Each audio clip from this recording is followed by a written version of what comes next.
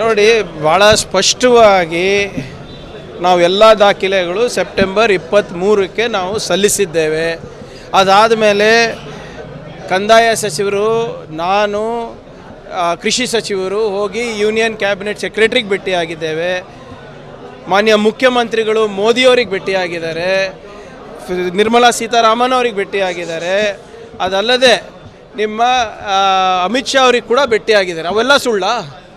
ಇವೆಲ್ಲನೂ ಕೂಡ ನಾವು ಮೆಮೊರ್ಯಾಂಡಮ್ ಸಬ್ಮಿಟ್ ಆದಮೇಲೆ ತಾನೇ ಹೋಗಿರೋದು.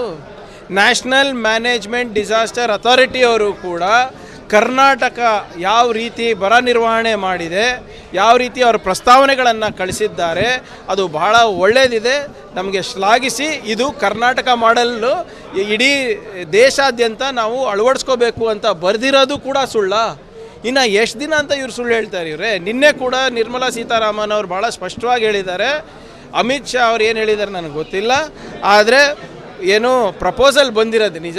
ಸ್ವಲ್ಪ ಕೇಂದ್ರ ಸರ್ಕಾರದಿಂದ ವಿಳಂಬ ಆಗಿದೆ, ಅದನ್ನು ನಾವು ಅವಾಯ್ಡ್ ಮಾಡ್ಬೋದಾಗಿತ್ತು ಅಂದ್ಬಿಟ್ಟು ಭಾಳ ಸ್ಪಷ್ಟವಾಗಿ ನಿರ್ಮಲಾ ಸೀತಾರಾಮನ್ ಅವರು ಹೇಳಿದ ಮೇಲೆ ಗೊಂದಲ ಎಲ್ಲಿದೆ?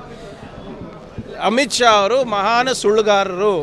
ಇಲ್ಲಿ ಬಂದು ಕನ್ನಡಿಗರಿಗೆ ಪದೇ ಪದೇ ಅವಮಾನ ಮಾಡ್ತಾ ಇದ್ದಾರೆ.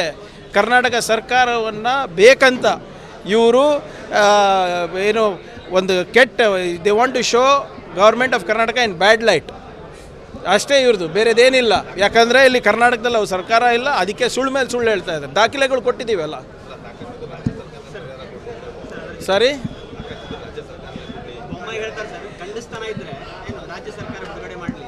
ರೀ ಅವ್ರಿಗೇನಾದರೂ ಸ್ವಲ್ಪ ಇದು ಗೊತ್ತಿದೆಯಾ? NDRF ಹೇಗೆ ವರ್ಕ್ ಆಗುತ್ತೆ? ಇದೇನು ನಾವೇನು ಪುಕ್ಸಟೆ ಕೇಳ್ತಾ ಇಲ್ಲ, ಇದು ನಮ್ಮ ಸಂವಿಧಾನದ ಹಕ್ಕಿದೆ. ನಾವು ನಮ್ಮದು ನಾವು ಕೇಳ್ತಾ ಇರೋದು 35,000 ಕೋಟಿ ರೂಪಾಯಿ. 35,000 ಕೋಟಿ ರೂಪಾಯಿನಲ್ಲಿ 18,000 ಕೋಟಿ ರೂಪಾಯಿ ನಾವು ಕೊಡಬೇಕು, 18,000 ರೂಪಾಯಿ ಅವ್ರು ಕೊಡೋದು. ನಾವಾಗಲೇ ಬರ ನಿರ್ವಹಣೆಗೆ ನಾವಾಗಲೇ ದುಡ್ಡು ಜಮಾ ಮಾಡಿದ್ದೀವಿ. 33 ಲಕ್ಷಕ್ಕೆ 2,000 ರೈತರಿಗೆ ಆಗಲೇ 2,000 ನಾವು ಕೊಟ್ಟಿದ್ದೀವಿ. ನಮ್ಮ ಜವಾಬ್ದಾರಿ ಏನಿದೆ ನಾವು ಮಾಡ್ತೀವಿ. ನೀವೇನು ಮಾಡ್ತಾ ಇದ್ದೀರಾ? 25 ಜನ ಸಂಸದರು ಇಟ್ಕೊಂಡು ಕತೆ ಕಾಯ್ತಾ ಇದ್ದೀರಾ? ಬೊಮ್ಮಾಯಿ ಅವರು ನಮಗೆ ಪಾಠ ಹೇಳೋದು ಬಿಟ್ಟು ಅವ್ರ ಪಕ್ಷದ MP ಗಳಿಗೆ ಪಾಠ ಹೇಳಿ. ಪದೇ ಪದೇ ಇದು ನೀವು ಗಂಡಸ್ತನ ಇರಿ, ತಾಕತ್ತು ದಮ್ಮು, ಇದೇ ತಾಕತ್ತು ದಮ್ಮು ಅಂತ ಹೇಳ್ಬಿಟ್ಟೆ ತಾನೇ ಅವ್ರು 66 ಆಗಿರೋದು. ಅವ್ರೇನು ಮಾಡ್ತಾ ಇದ್ದಾರೆ ಹೇಳ್ರಿ? MP ಅವ್ರು ಏನು ಮಾಡ್ತಾ ಇದ್ದಾರೆ? ಕನ್ನಡಿಗರ ಹಿತಾಸಕ್ತಿಯನ್ನು ಕಾಪಾಡಲಿಕ್ಕೆ ಅವ್ರು ಏನು ಮಾಡ್ತಾ ಇದ್ದಾರೆ? ಲಾಸ್ಟ್ 5 ವರ್ಷದಿಂದ ಏನೇನು ಮಾಡಿದ್ದಾರೆ ಹೇಳ್ರಿ ಕರ್ನಾಟಕಕ್ಕೋಸ್ಕರ? ಆ ಕಡೆ ತೆರಿಗೆನಲ್ಲಿ ಅನ್ಯಾಯ ಆದರೆ ಧ್ವನಿ ಎತ್ತಲ್ಲ, ಬರ ನಿರ್ವಹಣೆಯಲ್ಲಿ ಅನ್ಯಾಯ ಆದರೆ ಧ್ವನಿ ಎತ್ತಲ್ಲ. ಏನಕ್ಕೆ ರೀ ಆರ್ಸ್ ಕಳಿಸ್ಬೇಕು ನಾವು BJP ಸಂಸದರಿಗೆ ಅಲ್ಲಿ ಪಾರ್ಲಿಮೆಂಟ್ನಲ್ಲಿ? ಇಷ್ಟೇನೋ ಅವ್ರು ಮಾಡೋದು?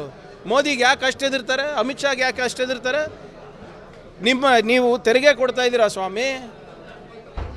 One of the highest IT ಏನೋ IT ಪೇಯೀಸ್ ಇದ್ದಾರೆ. ತೆರಿಗೆ ಹೈಯೆಸ್ಟ್ ಕೊಡ್ತಾ ಇದ್ದೀವಿ ನಾವು. ಇನ್ಕಮ್ ಟ್ಯಾಕ್ಸ್ ಜಾಸ್ತಿ ಕೊಡ್ತಾ ಇದ್ದೀವಿ, GST ಜಾಸ್ತಿ ಕೊಡ್ತಾ ಇದ್ದೀವಿ. IT ಎಕ್ಸ್ಪೋರ್ಟ್ಸ್ನಲ್ಲಿ ನಮ್ಮದು 4 ಲಕ್ಷ ಕೋಟಿ ಕೊಡ್ತಾ ಇದ್ದೀವಿ ನಾವು ಕೇಂದ್ರ ಸರ್ಕಾರಕ್ಕೆ. 1 ರೂಪಾಯಿ ಬರ್ತಾ ಇಲ್ಲ.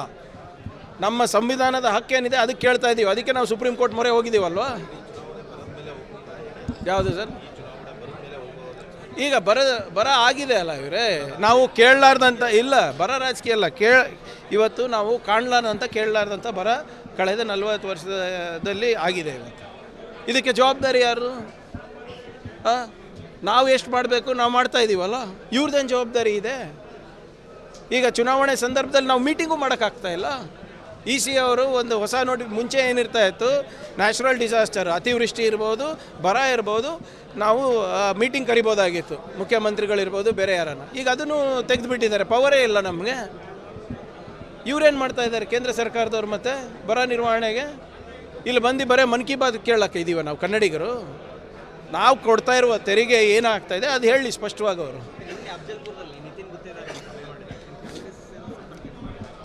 ನೋಡೋಣ, ನಾವು ಹೇಳ್ತಾ ಇದ್ದೀವಲ್ಲ, ನಾವು ಮುಂಚೆಯಿಂದನೂ ಹೇಳ್ತಾ ಇದ್ದೀವಿ, ಯಾರ್ಯಾರು ನಮ್ಮ ತತ್ವ ಸಿದ್ಧಾಂತವನ್ನು ಒಪ್ಕೊಂಡು ಬರೀರ್ತಾರೆ ತಾವೇ ಆಗಿರ್ಬೋದು, ನಿಮಗೂ ಸ್ವಾಗತ. ಯಾರ್ದು? ನನ್ನಿಂದನ? ಇಲ್ಲ ನೋಡಿ, ನಾನು ಹೇಳ್ತಾ ಇದ್ದೀನಿ, ಯಾರು ಬಂದ್ರೂ ಕೂಡ ನಮ್ಮ ತತ್ವ ಸಿದ್ಧಾಂತವನ್ನು ಒಪ್ಕೊಂಡು ಬಂದರೆ ಅವರಿಗೆ ಸ್ವಾಗತ, ಯಾರೇ ಇದ್ದರೂ ಕೂಡ. Thank you.